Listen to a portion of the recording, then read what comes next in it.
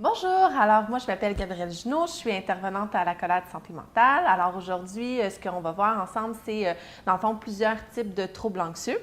En premier lieu, cette vidéo est vraiment une introduction à faire la distinction entre c'est quoi l'anxiété et quand ça peut devenir en fait vraiment une anxiété qu'on va dire excessive ou qu'au niveau, on va plus développer un type de trouble anxieux par exemple.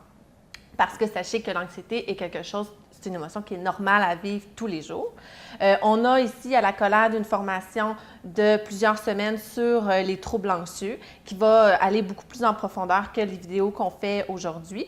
Mais sachez qu'on est aussi toujours disponible pour écouter ou pour vous offrir des suivis individuels pour pouvoir vous apporter de l'aide si vous avez un membre de l'entourage qui souffre d'un trouble anxieux. Alors, pour commencer, sachez que, dans le fond, tout le monde va vivre de l'anxiété dans la vie de tous les jours. C'est une émotion qui est normale à vivre. C'est sûr que l'anxiété en tant que telle, sachez qu'elle ne fait pas la distinction entre c'est une émotion qu'on a quand on réagit à un danger.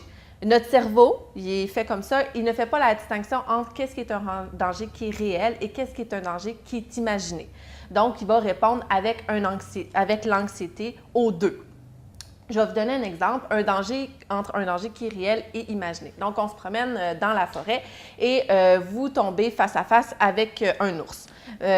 Vous allez vivre une anxiété et la réponse à l'anxiété, ça va être d'assurer votre survie. Donc, ça va être d'utiliser l'une des 1001 techniques qu'on va avoir entendues, par exemple. Donc, de prendre la fuite, de courir en se déshabillant, de monter dans un arbre, de faire le mort, d'arrêter de bouger. Peu importe, on va essayer de faire en sorte de survivre à la situation. Le cerveau va avoir appris que, bon, mais dans cette forêt-là, par exemple, il y avait des ours, donc je n'irai plus dans cette forêt-là. Ce qui peut arriver, c'est que, par exemple, il va y avoir de fil en aiguille, vous n'allez plus aller du tout dans une forêt. Vous allez vous éloigner de plus en plus, donc il va y avoir des comportements pour ne plus vivre d'anxiété. Puis, ce qui peut amener, par exemple, que dans une forêt, vous n'allez plus aller dans toutes les forêts, alors qu'il n'y a pas des ours dans toutes les forêts, c'est un danger qui est imaginé. C'est plus un danger qui est réel parce que l'ours n'est plus devant nous.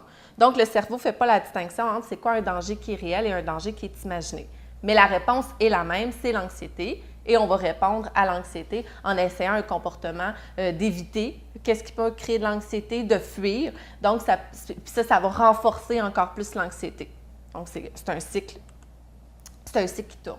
Quand on va parler d'un trouble anxieux, ce qui arrive, c'est que l'anxiété que la personne va vivre devient vraiment excessive, puis qu'au niveau de son fonctionnement, ça va y apporter des difficultés. Donc, la personne va vivre finalement de façon permanente une détresse parce qu'elle va vivre presque continuellement, par exemple, de l'anxiété quand on parle dans certains troubles anxieux. La réaction va être vraiment exagérée par rapport à la situation. Donc, c'est là qu'on va plus parler que ça peut devenir problématique, l'anxiété qu'on va vivre. Mais c'est normal de vivre de l'anxiété. Ce qu'on sait aussi, c'est qu'au niveau des troubles anxieux, c'est une problématique qui est relativement fréquente. Donc, presque une personne sur 10 va avoir des troubles anxieux. C'est aussi beaucoup plus fréquent chez les femmes que chez les hommes.